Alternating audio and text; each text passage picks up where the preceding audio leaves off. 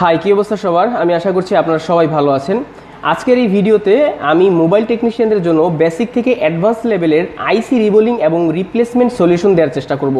আমরা সাধারণত বেসিক থেকে অ্যাডভান্স লেভেলের যেই কাজগুলো করে থাকি সেগুলোর ভিতরে হচ্ছে আইসি রিবোলিং এবং রিপ্লেসমেন্ট অত্যন্ত গুরুত্বপূর্ণ। বিশেষভাবে আমরা নতুন অথবা অ্যাডভান্স লেভেলের টেকনিশিয়ানরাও বিশেষ 5টি মিস্টেক করে থাকি, যে মিস্টেকগুলো নিয়ে আজকের এই ভিডিওতে ডিসকাস করার চেষ্টা করব, যাতে করে আইসি রিপ্লেসমেন্ট করার সময় অথবা রিভল করার সময় আপনার কোনো রকম কোনো ভুল না হয়।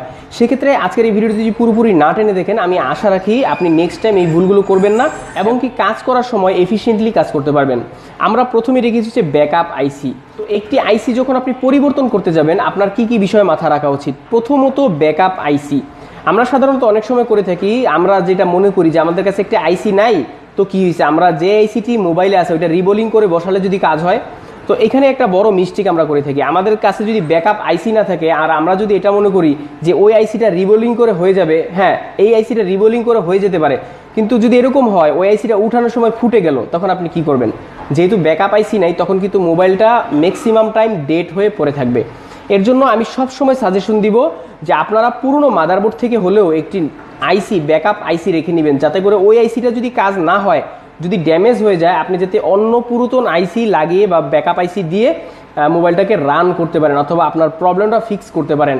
আমি আশা করি ব্যাকআপ আইসি সম্পর্কে আপনারা ধারণা পাইছেন। আশা করি যে যখন নেক্সট টাইম থেকে কাজ করতে যাবেন তখন ব্যাকআপ আইসি রেখে নেবেন, অথবা যে আইসিটা উঠাবেন আপনার কাছে কোনো আইসি নাই ধরলাম, সেই ক্ষেত্রে আপনি যে আইসিটা উঠাবেন অল্প হিটে উঠাতে হবে এবং যথেষ্ট পরিমাণ রাং এবং রোজন দিয়ে নেবেন, মানে রোজন এবং পেস্ট দিয়ে নেবেন, যাতে করে আইসিটা ফুটে যাওয়ার কোনো সম্ভাবনা না থাকে। So mistake number 2, white mark or backup image. আমরা যখন একটি আইসি পরিবর্তন করতে যাই, আপনারা খেয়াল করে থাকবেন আইসিটা উঠানোর আগে অবশ্যই আইসিটা কোন পজিশনে ছিল একটা হোয়াইট মার্ক থাকে, অথবা হচ্ছে তামা দিয়ে একটু মার্ক করা থাকে। সেই ক্ষেত্রে আপনারা অবশ্যই সেই হোয়াইট মার্ক এবং হচ্ছে আপনারা যেটা করবেন চিহ্নটা দেখে নেবেন, কারণ এক্স্যাক্ট লোকেশনটা যদি আপনি ভুলে যান তখন পরবর্তী টাইম আসলে আইসিটা বসানো খুবই ডিফিকাল্ট হয়ে যায়। তাছাড়া আইসি উঠানোর আগেই যখন ফ্রেশ থাকবে বোর্ডটা, তখন যেটা করবেন একটি ইমেজ অর্থাৎ একটা মোবাইল দিয়ে একটা এইচডি পিকচার তুলে নেবেন। তাহলে যেটা হবে, আইসির আশেপাশে থাকা কোনো রেজিস্টার যদি উঠে যায় আপনি আইসি উঠানোর সময়, তখন যাতে করে ওই ব্যাকআপ যে ইমেজটা, ওই ইমেজের ছবিটা কেমন ছিল, কোথায় কোন রেজিস্টার ছিল, কোথায় কোন ক্যাপাসিটার ছিল, কোনটার সাথে কোনটা কানেকশন ছিল, এই বিষয়গুলো আপনারা দেখে শুনে কাজ করতে পারবেন। আমি আশা করি আইসি উঠানোর আগেই যে মার্কগুলো দেখে নেওয়া উচিত এবং একটা পিকচার তুলে নেওয়া উচিত। আমি আশা করি বুঝতে পারছেন। তারপরে হচ্ছে আমরা তৃতীয় নাম্বার মিস্টেক যেটা করে থাকি, আমরা পারফেক্টলি রোজন এবং হিটিং করি না। আমরা যখন একটি আইসি পুরাতন আইসি মাদারবোর্ড থেকে উঠাবো, তখন একটি বিষয় মাথায় রাখবেন আপনারা, অবশ্যই ভালো মতো রোজনের পরিমাণটা যাতে বেশি হয় আর পেস্টের পরিমাণটা অল্প হবে, কারণ পেস্টেরও প্রয়োজন আছে, রোজনের প্রয়োজন আছে। এবং আপনারা যখন হিটিং করবেন, হিটিং করার সময় অবশ্যই হিটটা ঘুরবে, অর্থাৎ হটগানটা ঘুরবে। অনেক সময় আমরা কি করি, হটগানটা ঘুরাই না। তো সেক্ষেত্রে এক জায়গায় রাখলে আইসি ফুটে যাওয়ার চান্স থাকে 95%, আর আইসি ফুটে গেলে তো বুঝেনি। তো আসলে পুরাতন আইসিটা ফুটে গেলেও কোনো সমস্যা নাই, কিন্তু আমরা যখন আইসিটা বসাবো, ভালো আইসিটা বসাবো, তখন যাতে করে হিটিংটা চারদিক থেকে হয়, অ্যাকুরেটলি হাতটা ঘুরে 1 সেকেন্ডের জন্য যাতে হাতটা এক জায়গায় না থাকে।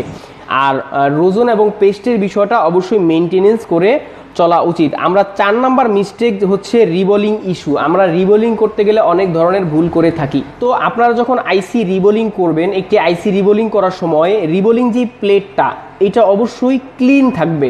থিনার দিয়ে ভালো মতো ক্লিন করে নেবেন এবং প্রত্যেকটা বলের আগে যদি কোনো ময়লা থেকে থাকে, ওই একটা বলেও বিন্দু পরিমাণ হচ্ছে ময়লা থাকা যাবে না। তার কারণ হচ্ছে যখনই একটা ময়লা থাকবে, ওই ময়লাযুক্ত ফোঁটাটা বা বলটা ঠিকমতো পড়বে না। তাছাড়া আপনারা যখন হচ্ছে ফাইনালি কস্টিপ দিয়ে লাগাবেন, সেটা ব্যান্ডিজ টেপ দিয়ে লাগাবেন। অনেকে হচ্ছে পানি টেপ দিয়ে লাগায় বা এইসব হিটসিন পেপার দিয়েও লাগায়।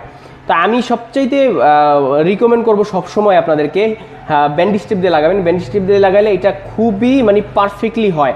কারণ একটা কথা মনে রাখবেন, ব্যান্ডিজ টেপ এমন একটি টেপ, যখন এটা হিট পাবে তখন আরও কামড়ে ধরবে। এটা কি কামড়ে ধরবে, এর জন্য ব্যান্ডিজ টেপ হচ্ছে মোস্ট ইম্পর্টেন্ট একটা আইসি রিবোলিং করার সময়। আর যখনই আপনি ডাইস প্লেটটা বসানোর সময় অবশ্যই ডাইস প্লেট আইসিটার নিচে একটু মোটা করে টিস্যু দিয়ে নেবেন, যাতে করে যখন আপনি চাপ দিয়ে ধরে হিটটা দিবেন, তখন যাতে করে বলগুলো এদিক ওদিক বা ভিতরে ফাঁকা জায়গা থাকার কোনো চান্স বা পসিবিলিটি না থাকে।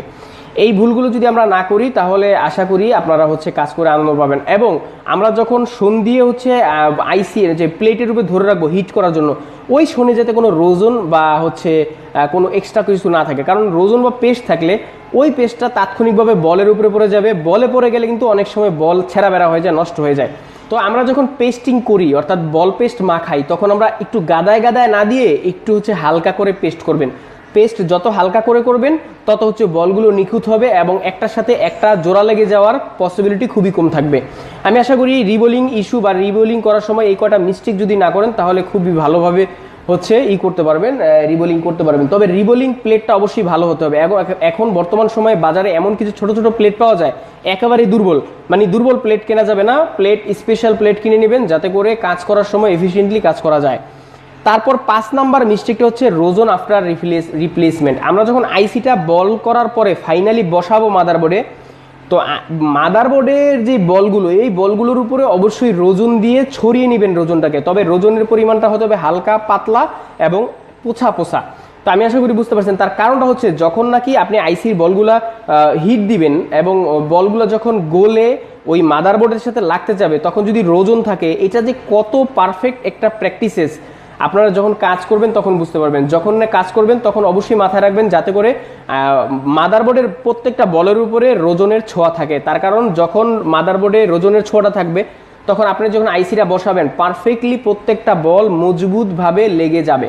আমি আশা করি এই 5টি মিস্টেক যদি আপনারা নেক্সট টাইম না করেন এবং মেনটেন করে চলতে পারেন, তাহলে আইসি রিবোলিং বা হচ্ছে আইসি রিপ্লেসমেন্ট করার সময় 1 থেকে 5 পর্যন্ত, যেমন ব্যাকআপ আইসি, হোয়াইট মার্ক দেখে নেওয়া, তারপর পারফেক্টলি হিটিং করা, তারপর রিবোলিং করার সময় কোন কোন বিষয়গুলো মাথায় রাখতে হবে, রোজন আফটার রিপ্লেসমেন্ট, এই বিষয়গুলো যদি মাথায় রাখতে পারেন তাহলে যেটা হবে আপনারা আইসির কাজ করে খুব আনন্দ পাবেন এবং এক চান্সে প্রত্যেকটা কাজ, ম্যাক্সিমাম কাজ 10টা আইসি লাগালে আপনাদের 9টাই সাকসেসফুল হবে।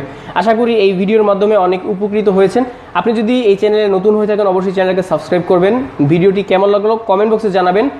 নেক্সটে কি ভিডিও চান সেটাও কমেন্ট বক্সে জানাতে ভুলবেন না। আর তো ভালো থাকবেন, সুস্থ থাকবেন, আল্লাহ হাফেজ।